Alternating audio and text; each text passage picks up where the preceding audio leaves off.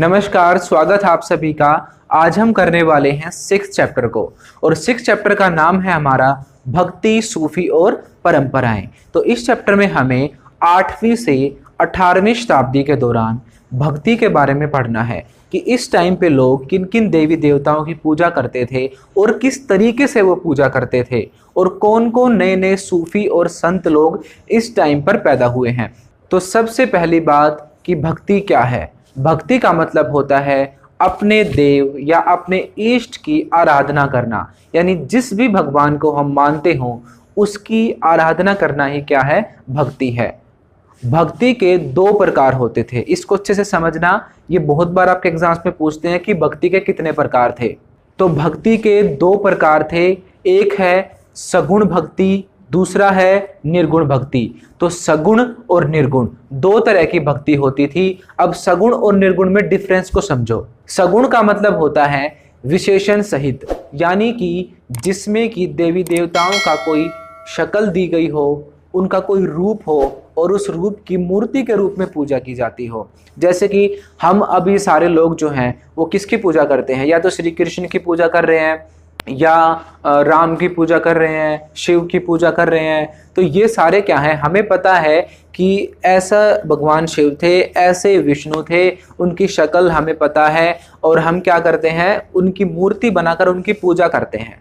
तो ये क्या हुआ, इसमें हमें भगवान की शक्ल का भी पता है, उनके आकार का भी पता है और उनकी पूजा हम मूर्ति के रूप में कर रहे हैं। तो सीधी सी बात है, सगुण का मतलब हुआ जिसमें जो भगवान है, यानी जिसकी हम पूजा कर रहे हैं, उसकी कोई न कोई आकार होता है, उसकी कोई न कोई शक्ल होती है और मूर्ति के रूप में उसकी पूजा करते हैं। तो ये तो हुआ सगुण।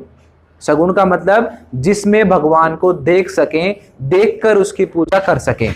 दूसरा जो प्रकार है वो है निर्गुण। निर्गुण में क्या है, ये जो निर्गुण भक्ति धारा के लोग हैं ये मानते हैं कि भगवान का ना तो कोई रूप होता है, ना ही कोई आकार होता है और भगवान जो है उसे हम देख भी नहीं सकते। तो ये लोग जो हैं ये सच्ची भक्ति की बात करते हैं और भगवान का कोई रूप आकार कुछ भी नहीं मानते और ना ही मूर्ति पूजा करते। तो बिल्कुल सिंपल, सगुण और निर्गुण। सगुण और निर्गुण का मतलब हुआ कि एक तो वे लोग जो कि मूर्ति के रूप में भगवान की पूजा करते हैं, एक वे लोग जो मूर्ति के रूप में भगवान की पूजा नहीं करते। उनका कहना है कि मूर्ति किसकी बनाए, भगवान जो है उन्हें हम देख तो सकते ही नहीं है। तो भक्ति के 2 प्रकार हुए, सगुण जो मूर्ति पूजा करते हैं, जिनके भगवान का कोई न कोई रूप है, कोई न कोई आकार है। निर्गुण जिनके भगवान का कोई भी रंग रूप आकार नहीं होता। तो इस तरीके से आजकल हम जो भी पूजा प्रणालियां देखते हैं उनमें श्री कृष्ण की पूजा, राम की पूजा, इन सब की क्या है, कोई ना कोई रूप है इनका कोई ना कोई आकार है। तो ये सारी जो विचारधाराएं हैं ये हुई हमारी सगुण। उसके अलावा निर्गुण का मतलब है, जैसे कि सिख धर्म आपने देखा होगा, सिख धर्म में किसी को भी भगवान नहीं माना गया। तो बाबा गुरु नानक जो थे उन्होंने कहा था कि ईश्वर का कोई रूप शक्ल कुछ भी नहीं है। तो उसके अलावा जो महान कवि कबीरदास जी हैं वो भी सगुण भक्ति के फॉलोवर्स थे। तो बिल्कुल सिंपल, सगुण के अंदर राम की पूजा, कृष्ण की पूजा, शिव की पूजा और देवी और भी बहुत सारी जो देवियां हैं, पार्वती वगैरह, इन सब की पूजा होती है। और निर्गुण के अंदर किसी भी देवी देवता की पूजा नहीं होती, ईश्वर का कोई रूप इत्यादि नहीं होता। तो समझ गए, बिल्कुल सिंपल। सगुण मतलब देवी देवताओं की मूर्ति के रूप में पूजा, निर्गुण मतलब भगवान का कोई आकार नहीं है तो मूर्ति तो कहां से होगी। क्लियर है बिल्कुल ये बातें। तो भक्ति के 2 प्रकार हमने पढ़ लिए, सगुण और निर्गुण। और ये क्वेश्चन आपके एग्जाम में कई बार पूछा जाता है कि भक्ति के 2 प्रकार बताएं कौन कौन से हैं, तो आप यही दोनों लिखोगे, एक है सगुण, एक है निर्गुण। सगुण में भगवान की पूजा होती है, उसका रूप होता है, उसका आकार होता है। निर्गुण में भगवान की पूजा नहीं करते, उनका ये मानना है कि भगवान का कोई भी लिंग रूप आकार कुछ भी नहीं होता। क्लियर सारा। उसके बाद अब आगे देखते हैं कि जो 8वीं से 18वीं शताब्दी में हमारा चैप्टर दिया गया है, ये इस टाइम पे कौन कौन सी पूजा पद्धतियां थी। तो 2 वर्ड आएंगे अब यहाँ पे, एक है लघु, एक है महान। 2 तरह की परंपराएं थी, यानी कि जो लोग हैं वो 2 तरीके से पूजा पाठ करते थे। एक तो वे लोग हैं जो कि ब्राह्मणों की सारी बातों को फॉलो करते हैं, उनके वेदों में और जो ब्राह्मणीय ग्रंथ है उनमें जो सारी बातें लिखी हैं उन देवी देवताओं की पूजा करते हैं। तो उन सभी को कहा गया महान परंपरा। क्यों? क्योंकि इसमें जो राजा है और जो ब्राह्मण लोग हैं उनकी देवी देवताओं की पूजा होती है। तो एक तो परंपरा हुई महान, दूसरी हुई लघु। अब हमने देखा है कि महान परंपरा में क्या क्या हुआ कि शिव की पूजा, विष्णु की पूजा, इन सब की पूजा हो रही है। उसके अलावा जो लघु है, इसका मतलब ये है कि जो आम लोग थे, किसान लोग थे, शूद्र लोग थे, जनजाति लोग थे, कोई भी आम लोग जो क्षत्रिय नहीं है, ब्राह्मण नहीं है, उनके भी अपने अपने अपने एरिया पे कोई ना कोई देवी देवता होते थे। तो वो लोग भी क्या करते थे? अपने देवी देवताओं की पूजा करते थे। तो दो तरह की परंपराएं हुई भक्ति की, एक महान, एक लघु। लघु में क्या होगा कि वे सारी परंपराएं जिसको आम लोग करते थे, नीची जो कैटेगरी में लोग थे और वे सारी पूजा करते थे, उनको कहा गया लघु पूजा, लघु परंपरा भी कह सकते हैं। दूसरी जो थी, जो ब्राह्मणीय नियमों के अनुसार थी और ब्राह्मणों के ही देवी देवता थे, उनको कहा गया महान परंपरा। तो बिल्कुल सिंपल दो तरीके की परंपरा हुई, लघु और महान। लघु में स्थानीय देवी देवताओं की पूजा की गई और महान के अंदर जो फेमस देवी देवता हैं, जो ब्राह्मणों ने बताए हैं देवी देवता, उनकी पूजा की गई। तो राजा लोग और ब्राह्मण लोग जो पूजा पाठ करते थे, जिसमें कि शिव की पूजा, विष्णु की पूजा और भी देवी देवताओं की पूजा, जितने भी वेदों में देवी देवता बताए गए हैं उन सभी की पूजा, वो एक कैटेगरी बना दी उनकी, उनको दे दिया नाम महान कैटेगरी। दूसरी जो है, जो जनजाति लोग थे, आम लोग थे, जिनके अपने स्थानीय देवी देवता थे, उन सबको नाम दे दिया गया लघु परंपरा। जैसे हम आज भी देखते हैं अपने अपने एरिया में अलग अलग कोई पीर होता है, कोई छोटी मोटी देवी होती है, हमने नाम भी नहीं सुने होते। ऐसे ऐसे अलग अलग एरिया में बहुत सारी देवी हमें मिल जाती है। तो ये क्या होता है, लोगों की उसी एरिया में होती है केवल। तो जैसे कि आप मान लो राजस्थान में कोई गाँव है, वहाँ पे कोई देवी है, तो वहाँ के सारे लोग उसको मान रहे हैं, तो वो वहाँ की हो गई स्थानीय देवी। तो इस तरीके से जो लोगों के स्थानीय देवी देवता थे, भगवान विष्णु, श्री कृष्ण ये नहीं थे, वो स्थानीय थे, उनको कहा लघु। और जो वेदों में बताए गए थे और जिनको सभी लोग मानते थे, उनको कहा गया महान। तो 8वीं से 18वीं शताब्दी के दौरान क्या हुआ, ये लघु परंपरा यानी कि वे परंपराएं जिनको स्थानीय लोग मानते थे, आम छोटे लोग जो है वो मानते थे, उनका और जो बड़ी परंपराएं हैं जैसे भगवान शिव, विष्णु, इनकी जो है आपस में क्या हुआ, मिक्सचर हुआ और नए देवी देवता उभरने लगे। जैसे कि आज हम देखते हैं, कहा जाता है कि भारत में देवी देवताओं की संख्या करोड़ों में है। तो इतने सारे देवी देवता कहाँ से आए? तो क्या हुआ, लघु यानी कि जो लोग स्थानीय देवी देवता को मानते थे, उन देवी देवताओं को मिक्स कर दिया गया बड़ी देवी देवताओं के साथ, यानी कि जो महान देवी देवता थे उनके साथ जोड़ा गया इन्हें। तो दो तरह की परंपराएं आपस में टकराई और इनका मिक्सचर हुआ, तो एक नई तरह की देवी देवताएं निकलकर सामने आए। जैसे कि एग्जाम्पल है इसका पहला, उड़ीसा में। उड़ीसा में आप सबको पता है जगन्नाथ का मंदिर है, और जगन्नाथ का मतलब होता है पूरे विश्व का स्वामी। उनको मेनली श्री कृष्ण कहा गया है। तो आप ये फोटो देखें साइड में, ये जो फोटो है, आपने कभी ऐसा विष्णु का कोई रूप देखा है? श्री कृष्ण जो है वो विष्णु का रूप है ना, तो आपने आज तक कभी ऐसा विष्णु का रूप देखा है? तो बुक में हमें ये बताया गया है कि जो ये वाली हमारी मूर्ति है, इसमें जो है, जो ये विष्णु दिखाए गए हैं, ये जो है यहाँ पे कोई स्थानीय देव थे पहले। यहाँ के जो जनजाति लोग हैं वो इनको पूजते थे, पर अब मैंने आपको बताया कि इतने सारे देवी देवता, टाइम बदलता गया, कैसे बने, महान वाली परंपरा को लघु वाली में जोड़ दिया। लघु में यहाँ के जो स्थानीय लोग थे उनका कोई जनजातीय देवता था, ये लघु परंपरा थी ये। उसके बाद क्या हुआ, महान परंपरा में कौन थे? विष्णु थे। तो आपस में इनको मिलाया गया और एक नया देवता आया। तो जो ये स्थानीय देवता था उड़ीसा में, इसको किसका रूप दे दिया गया? इसको रूप दे दिया गया विष्णु का, और इन्हें विष्णु का अवतार बताया, श्री कृष्ण बताया इन्हें। तो ये फोटो आप देखें, इसमें श्री कृष्ण भी दिख रहे हैं, उनके भाई बलराम और उनकी बहन जो है सुभद्रा, उनको भी दिखाया गया है। तो इस तरीके से जो ये मूर्ति है, ये एक एग्जाम्पल है है किसका, कि स्थानीय देवी देवताओं को महान परंपरा के देवी देवताओं के साथ जोड़कर भारत में अनेक देवी देवताओं की उत्पत्ति हुई है। बहुत सारे देवी देवता नए नए बनकर आए हैं सामने। तो इस तरीके से 8वीं से 18वीं शताब्दी के दौरान भक्ति में बहुत सारे चेंजेस हुए और जो देवी देवता हैं उनके नए नए रूप हमारे सामने आने लगे। अब दूसरा एग्जाम्पल है देवियों का। अब जैसे लघु परंपरा मतलब जहां पर स्थानीय लोग हैं उनकी अपनी कोई ना कोई देवी होगी, तो उन देवियों को कभी तो शिव की पत्नी बता दिया गया, पार्वती कहा गया, कभी उन्हें विष्णु की पत्नी कहा गया। तो इस तरीके से देवियों को भी बड़े देवताओं के साथ जोड़ा गया और नए नए देवी देवताओं के रूप उभर कर सामने आए। क्लियर सारी बातें।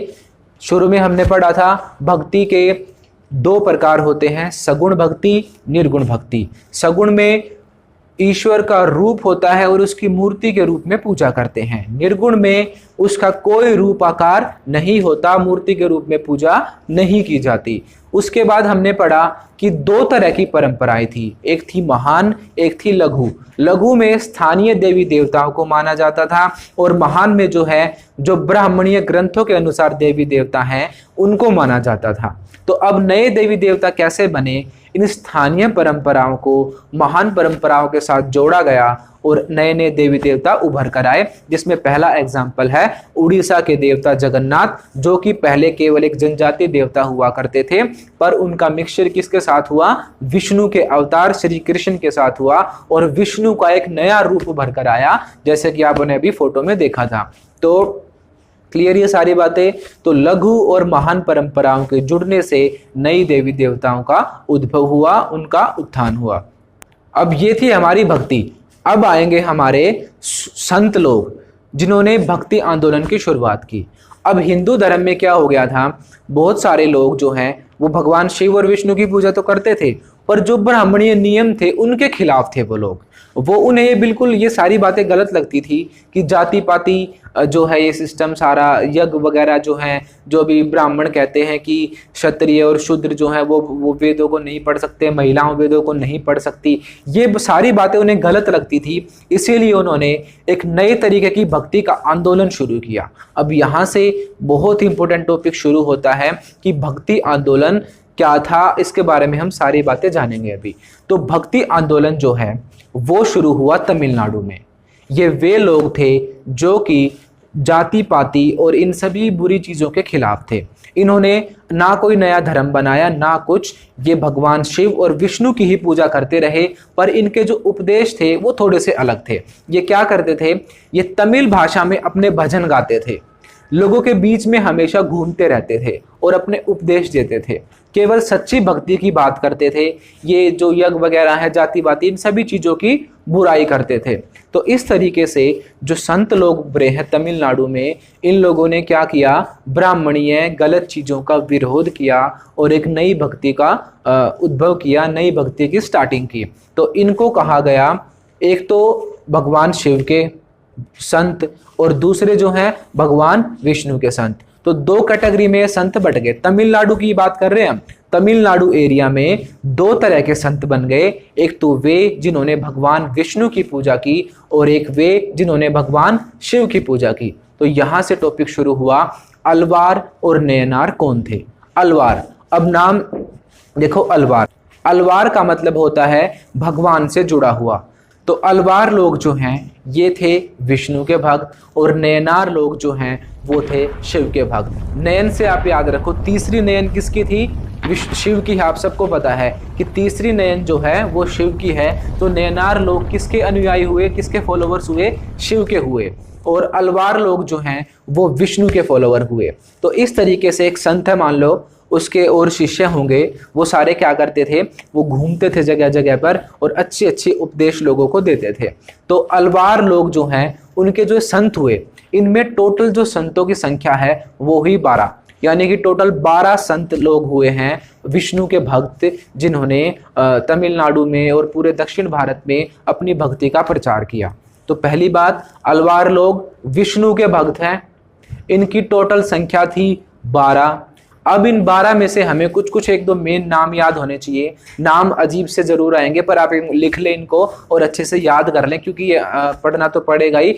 नाम इस चैप्टर में कई आएंगे अजीब अजीब से, जैसे हम सूफियों के बारे में पढ़ेंगे उसमें भी नाम हमें अजीब अजीब से मिलेंगे, क्योंकि ये नाम जो है हमने कम सुने हुए हैं इसीलिए हमें अजीब लगते हैं, क्योंकि ये साउथ के नाम हैं और जो मुस्लिम नाम है वो आएंगे इसमें। तो कुछ नहीं, आप एक दो बार नाम लिखो, 4-5 नाम है टोटल, इनको एक बार अपनी कॉपी में लिख लो और अच्छे से 2-3 बार पढ़ो इसको, तो याद हो जाएंगे, कोई बड़ी बात नहीं है। तो सबसे पहली बात, अलवार लोग विष्णु के भक्त, संख्या में थे 12। अब इनके जो मेन 3 नाम आप याद कर लो। एक तो है नम्मालवार, क्या नाम है? नम्मालवार। दूसरा है तोंदराड़ी पोड़ी, क्या नाम है? तोंदराड़ी पोड़ी। उसके अलावा एक लेडीज जो संत हुई है इनमें, उनका नाम आप याद रख लो, वो है अंडाल। तो 3 नाम हुए, नम्मालवार, तोंदराड़ी पोड़ी, उसके अलावा अंडाल। तो इस तरीके से आप ये 3 नाम याद रखो, तीनों इन 12 में से मैंने आपको 12 के 12 नाम नहीं बताए हैं, ये आपको पढ़ने भी नहीं है, ये 3 नाम आप याद रख लो। तो अलवार लोग विष्णु के भक्त हैं, संख्या इनकी 12 है, और इनमें जो फेमस हैं वो कौन कौन हुए? नम्मालवार, तोंदराड़ी पोड़ी और अंडाल नाम की स्त्री है एक। तो ये हुए हमारे अलवार संत। अब इन अलवार संतों ने एक ग्रंथ की रचना की है और उस ग्रंथ को बताया है कि जो ये ब्राह्मणों के चारों वेद है ना, इनसे भी ज्यादा पवित्र है ये ग्रंथ। तो अलवार लोगों का जो ग्रंथ है उसको चारों वेदों से ज्यादा पवित्र बताया, और उस ग्रंथ का नाम है नलयेरा दिव्य प्रबंधम। क्या नाम है? नलयेरा दिव्य प्रबंधम। इन नामों को याद कर ले, अजीब से जरूर लगेंगे पर इनको लिख लें और याद कर लें इनको अच्छे से। तो अलवार लोग विष्णु के भक्त। अब देखते हैं शिव के भक्त कौन कौन थे। शिव के भक्त जो हैं वो संख्या में थे टोटल 63। तो जैसे अलवारों में 12 संत हुए हैं बड़े बड़े, ऐसे ही जो शिव के भक्त थे उनमें टोटल 63 संत हुए हैं बड़े बड़े। तो इनमें जो है आप 3-4 के नाम याद कर ले। एक तो है अपार सबंदर, उसके बाद सुंदरार, और एक महिला का नाम याद कर ले आप, कर्रई काल अम्मैयार। ये साइड में आपके नाम लिखे आ रहे हैं, इनको देख लें एक बार क्या क्या है, दोबारा मेरे पीछे बोलो आप एक बार। एक तो है अपार सबंदर, सुंदरार और कर्रई काल अम्मैयार। उनमें क्या क्या थे? उसमें थे नम्मालवार, तोंदराड़ी पोड़ी और अंडाल। इसमें क्या है? अपार सबंदर, सुंदरार और कर्रई काल अम्मैयार। तो इस तरीके से उनके संत थे 12, इनके संत हुए 63। और उनका जो ग्रंथ था नलयेरा दिव्य प्रबंधम, उसी तरीके से इन शिव के भक्तों का भी, नैनार लोगों का भी एक ग्रंथ हुआ जिसका नाम है तवरम। तवरम नाम से इन सभी के उपदेशों को इकट्ठा करके बुक बनाई गई है, उसको कहा गया तवरम। तो इस तरीके से 2 तरह के संत हुए, अच्छे से याद कर ले बिल्कुल इनको। एक है अलवार, एक है नैनार। तो अलवार और नैनार 2 संत हुए। अलवार विष्णु के भक्त, नैनार, नैन किसकी है? शिव की है, तो वो शिव के भक्त। अलवारों की संख्या है 12, शिव वाले यानी नैनारों की संख्या है 63। अलवारों में मुख्य कौन कौन? नम्मालवार, तोंदराड़ी पोड़ी और अंडाल। उसके अलावा नैनारों में प्रमुख कौन? इनमें है अपार सबंदर, सुंदरार और कर्रई काल अम्मैयार। अलवारों का जो प्रमुख ग्रंथ है उसका नाम है नलयेरा दिव्य प्रबंधम, और जो नैनार लोग हैं इनका जो प्रमुख ग्रंथ है उसका नाम है तवरम। तो इस तरीके से ये दोनों ही संत, चाहे भगवान शिव के हो चाहे भगवान विष्णु के हो, तमिल भाषा में घूम घूम कर अपने उपदेश देते थे और सभी लोगों का इन्होंने दिल जीता, क्योंकि इनकी जो शिक्षाएं थी वो बहुत ही अच्छी थी। और इन्होंने स्त्रियों को भी अपने आने से मना नहीं किया। अभी आपने 2 एग्जाम्पल देखे, एक तो क्या थी? अंडाल नाम की लेडीज है, उसके अलावा जो दूसरी कर्रई काल अम्मैयार नाम की लेडीज हैं, ये दोनों ही लेडीज संत बनी। तो इससे साफ साबित हुआ कि इन्होंने ब्राह्मणवादी विचारधारा की तरह स्त्रियों को नीचा नहीं माना, उनको भी भक्ति की पूरी पूरी छूट दी है। उसके अलावा आप जाति की बात करते हैं, जाति के बारे में भी ये संत लोग जो हैं ये बिल्कुल न्यूट्रल थे, ये किसी जाति पाति को नहीं मानते थे, क्योंकि इनकी स्टार्टिंग ही क्यों हुई है? जाति के विरोध में, ब्राह्मणी गलत चीजों के विरोध में। तो मानते ये ब्राह्मणीय देवी देवताओं को ही हैं, पर फिर भी ये उनकी जो गलत चीज है उनको बिल्कुल भी नहीं मानते और अपनी अलग अच्छी सोच सामने रखते हैं। तो अब हम क्या बात कर रहे थे? जाति के बारे में। तो जाति की ये बिल्कुल भी अवहेलना करते हैं। क्यों अवहेलना करते हैं जाति की?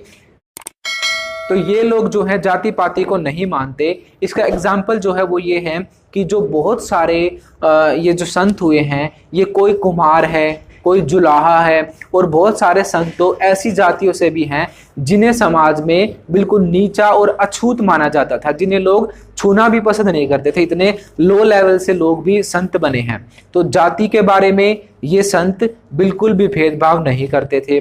स्त्रियों के बारे में ये संत बिल्कुल भी भेदभाव नहीं करते थे। तो इन्होंने जातिवाद का विरोध किया, जो स्त्रियों की स्थिति है उसको सुधारा, सभी स्त्रियों को इन ग्रंथों को पढ़ने की इजाज़त दी और सभी स्त्रियों को संत बनने की इजाज़त दी। तो इस तरीके से अलवार और नैनार संत एक भक्ति में सुधार लेकर आए, इसीलिए इसको कहा जाता है भक्ति आंदोलन। इसकी शुरुआत कब हुई है?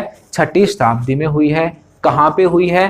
तमिलनाडु में हुई है। उसके बाद ये तमिलनाडु से स्टार्ट होकर पूरे दक्षिण भारत में फैल गई और अलवार और नैनार संतों का दबदबा मतलब पूरे एरिया में फेमस हो गए लोग। और राजा लोग जो हैं वो भी इनको मतलब मानने लगे, वो भी इनको सपोर्ट करने लगे पूरा पूरा।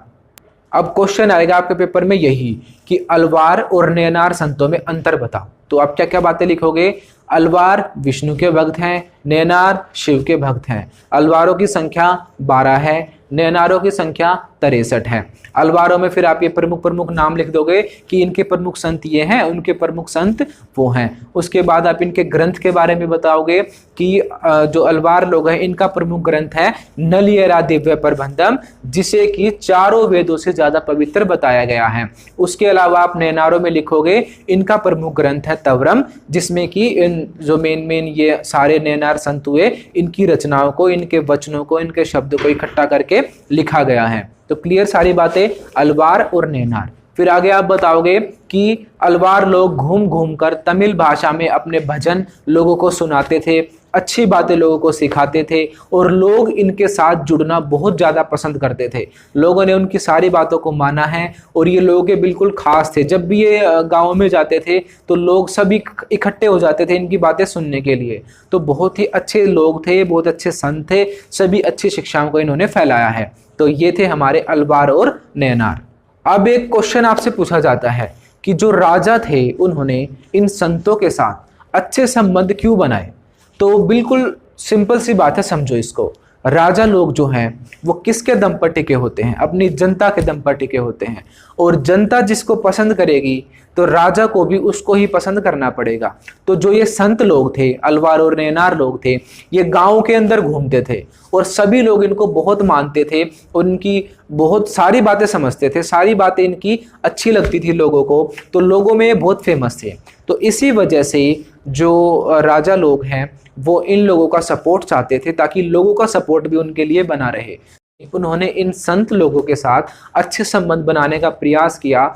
बहुत सारे मंदिर बनाए गए और जिन जिन देवी देवताओं की पूजा करते थे, जैसे कि अलवार जो संत हैं वो विष्णु की पूजा करते थे, तो विष्णु के बहुत सुंदर सुंदर मंदिर राजाओं ने बनवाए।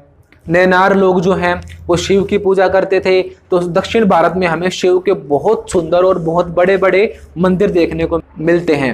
तो अब बात करते हैं कि जो ये राजा हैं ये मेनली कौन कौन से राजा थे इस टाइम पे और मतलब कौन कौन से इन्होंने मंदिर बनवाए। तो अब नाम ये याद कर ले, फिर अजीब अजीब से नाम आएंगे, पर आप इनको अच्छे से याद कर ले, लिख ले, एक दो बार सुनोगे अपने आप याद हो जाएंगे। तो सबसे पहले जो 6वीं से 9वीं शताब्दी थी, इसमें मेनली जो पांड्य हैं और पल्लव हैं इनका राज था। उसके बाद जो चोल राजा हैं उनका राज रहा 13वीं शताब्दी तक। तो यही टाइम हम पढ़ रहे हैं कि दक्षिण भारत में भक्ति आंदोलन शुरू हुआ। उस टाइम पे पल्लव पांड्य राजाओं का राज रहा, बाद में चोल राजाओं का राज रहा। तो जो चोल राजा हैं इन्होंने बहुत सारे मंदिरों का निर्माण करवाया है इन सूफी संतों के लिए। तो इसमें जो मेनली है वो है गंगईकोंड चोलपुरम के मंदिर, तंजावुर के मंदिर, चिदम्बरम के मंदिर। तो ये मंदिर आप याद रखें, साइड में नाम लिखे आ रहे हैं, इनको आप अपनी कॉपी में लिख लें और इनको याद कर लें कि इनको चोल राजाओं ने बनवाया है और शिव की आराधना के लिए बनवाया है। उसके अलावा बहुत सारी शिव की मूर्तियां बनवाई इन लोगों ने, विष्णु की भी मूर्तियां बनवाई। तो राजा लोगों ने फुल सपोर्ट किया अलवार और नैनार संतों को। अनेक मंदिरों का निर्माण किया, सिंपल मंदिर नहीं, बहुत सुंदर सुंदर, बहुत भव्य, बहुत बड़े बड़े मंदिरों का निर्माण किया। तो और क्या किया इन्होंने, जो ये संत लोग हैं इनकी भी मूर्तियां बनवाई। तो इसका एक एग्जाम्पल है हमारे पास, जो चोल राजा है उसमें मेन एक राजा था, उसका नाम है प्रांतक प्रथम। क्या नाम है राजा का? प्रांतक फर्स्ट या प्रांतक प्रथम। तो प्रांतक प्रथम नाम का जो राजा है उसने अपार और सबंदर, जो हमने वो पढ़ा था कि ये मेनली नैनार संत थे, इनकी मूर्ति बनवाई। और जब भी कोई स्पेशल फंक्शन होता था मंदिर में, तो इन मूर्तियों को भगवान शिव की मूर्ति के साथ में निकाला जाता था और एक बहुत बड़ी रैली निकाली जाती थी।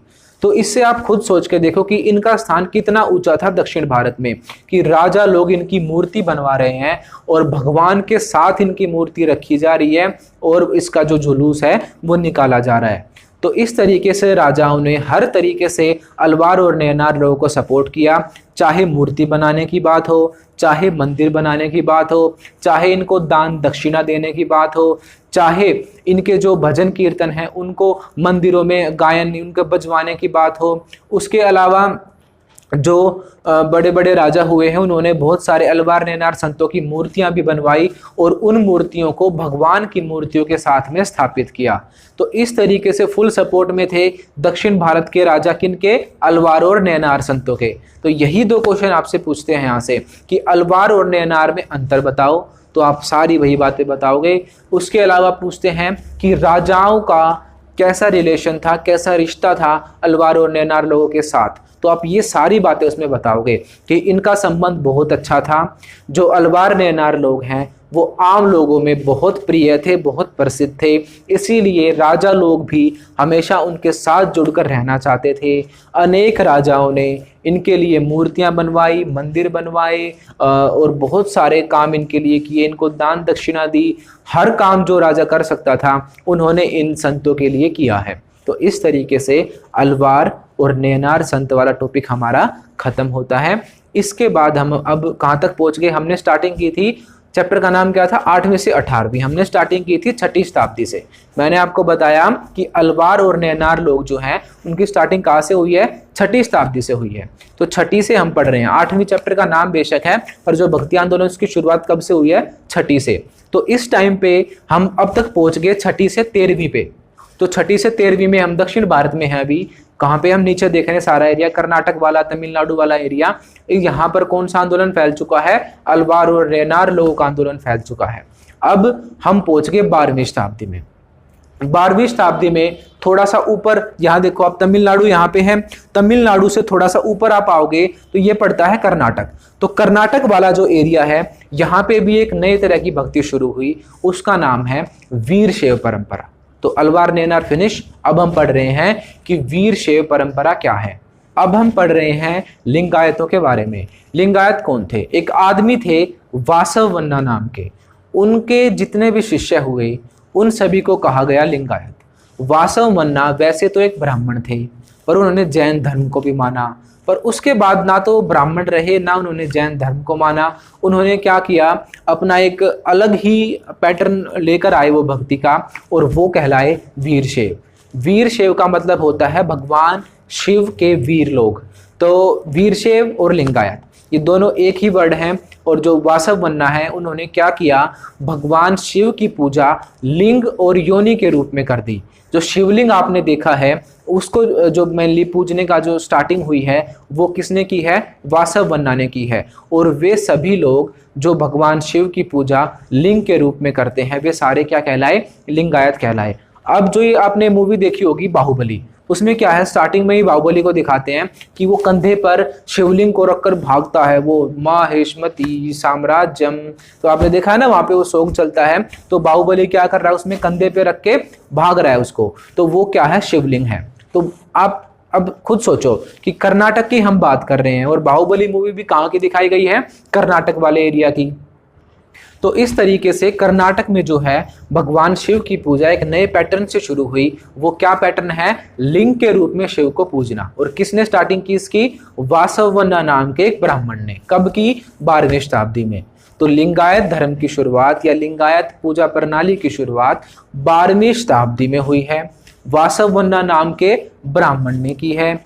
ये लोग भगवान शिव को लिंग के रूप में पूजते हैं, मूर्ति के रूप में नहीं पूजते। क्लियर ये सारी बातें।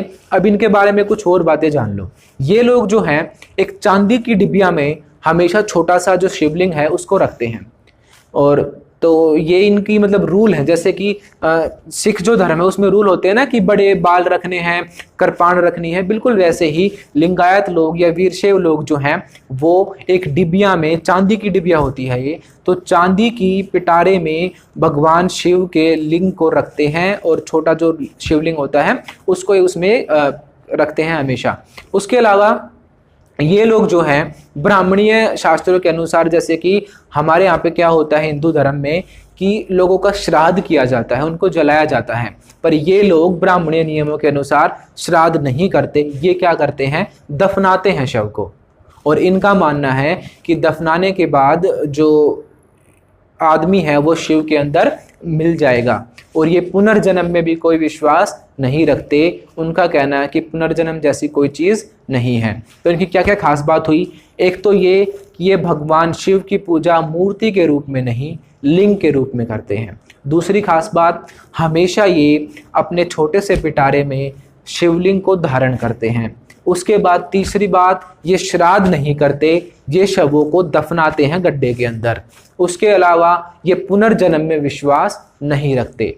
और इसके साथ साथ ये लोग जाति पाति का विरोध करते हैं और जो बाल विवाह है, सती प्रथा है, इन सभी चीज़ों का ये विरोध करते हैं। तो अच्छा धर्म है, बहुत मतलब अच्छा तरीका है भगवान की पूजा करने का, कोई गलत बात नहीं है इसमें। इनमें सारी अच्छी बातें इन लोगों ने बताई हैं।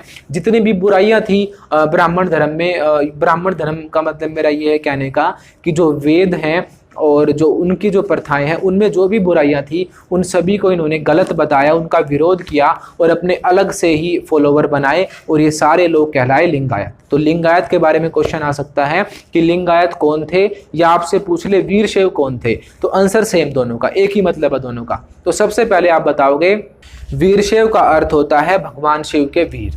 12वीं शताब्दी में वासवन्ना नाम के ब्राह्मण ने लिंगायत धर्म की शुरुआत की। उसके अलावा ये लोग भगवान शिव की पूजा मूर्ति के रूप में नहीं लिंग के रूप में करते हैं। इस विचारधारा के सभी लोग शिवलिंग को चांदी के पिटारे में हमेशा अपने साथ रखते हैं। ये लोग श्राद्ध नहीं करते, ये लोग जाति प्रथा का विरोध करते हैं, ये लोग बाल विवाह सती प्रथा इन सभी चीज़ों का विरोध करते हैं। तो इस तरीके से ये थे हमारे लिंगायत लोग। तो अब तक हमने क्या क्या पढ़ लिया, हमने पढ़ लिया पूरा का पूरा हिंदू धर्म में या जो ब्राह्मणीय धर्म है उनके अंदर जो भी नए नए संत आए और जो भी नई नई तरह की पूजा प्रणाली आई। तो अभी तक हम दक्षिण भारत में ही अटके हुए हैं। अब तक हम कहाँ का एरिया पढ़ रहे हैं, सारा साउथ का एरिया और कर्नाटक तक हम पहुँचे हैं अभी। तो आगे हम जो पढ़ेंगे वो हम पहुँच जाएंगे उत्तर भारत में। तो नीचे का जो एरिया है यहाँ का नहीं पढ़ेंगे, हम कहाँ पहुँच जाएंगे, उत्तर नॉर्थ इंडिया में। तो जो पूजा प्रणाली है उसकी शुरुआत कहाँ से हुई, भक्ति आंदोलन की शुरुआत कहाँ से हुई, तमिलनाडु से हुई। कौन से दो संत थे, अलवार और नयनार। अलवार किसके संत, विष्णु के संत, और नयनार किसके संत, भगवान शिव के संत। तो इस तरीके से अलवार और नयनार हुए। उसके अलावा 12वीं शताब्दी तक आते आते कौन हो गए, वीरशैव लोग आए नए कर्नाटक में। तो अब हम पहुंच गए 12वीं शताब्दी में। तो 6ठी से 12वीं हमने कंप्लीट कर ली। अब हम जानेंगे कि उत्तरी भारत में जो नए नए धर्म है वो किस तरीके से आए, किस तरीके से नई नई पूजा प्रणाली आई। तो यहाँ तक ये हमारी वीडियो कंप्लीट होती है। अगली जो नेक्स्ट वीडियो आएगी उसमें हम सारा उत्तरी भारत पढ़ेंगे और वहाँ पे कौन कौन लोग किस किस तरह की भक्ति कर रहे थे वो सारी बातें हम समझेंगे। तो अगर आपको वीडियो अच्छी लगी है चैनल को लाइक कर दें, कमेंट कर दें और सब्सक्राइब भी कर दें, और इस वीडियो को अपने दोस्तों तक ज़्यादा से ज़्यादा शेयर कर दें ताकि वो भी अच्छे से घर बैठकर 12th क्लास की तैयारी बहुत ही अच्छे से कर सकें। और सिर्फ हिस्ट्री ही नहीं, आपको अगर इंग्लिश भी पढ़नी है तो वो सारी वीडियोस आपको हमारे इस चैनल पर मिल जाएंगी। 12th क्लास की इंग्लिश हो, चाहे ग्रामर हो, कुछ भी हो, आप सब कुछ आपको इस चैनल पर मिल जाएगा। तो अभी चैनल को लाइक कर दें, सब्सक्राइब कर दें और जो ये ऊपर आई बटन आ रहा है, यहाँ से आप पूरी प्लेलिस्ट को भी देख सकते हैं। तो मेरी यही रिक्वेस्ट रहती है आपसे हमेशा कि वीडियो के हमेशा नोट्स बनाते चलें, साथ साथ जो मैं पढ़ाता हूँ उसको अपनी कॉपी में लिखते चलें, ताकि जब भी आप रिवाइज करेंगे तो बहुत जल्दी आप सारा सिस्टम कवर कर सकते हैं।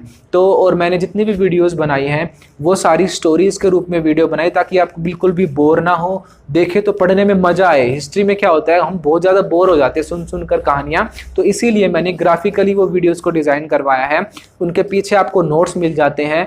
तो अगर आप नए हैं इस चैनल पे तो जाकर आप प्लेलिस्ट में चेक कर लें, आपको चैप्टर वाइज सीरियल वाइज सारी वीडियोस मिल जाएंगी और बिल्कुल उनके लास्ट में आपको नोट्स मिल जाएंगे।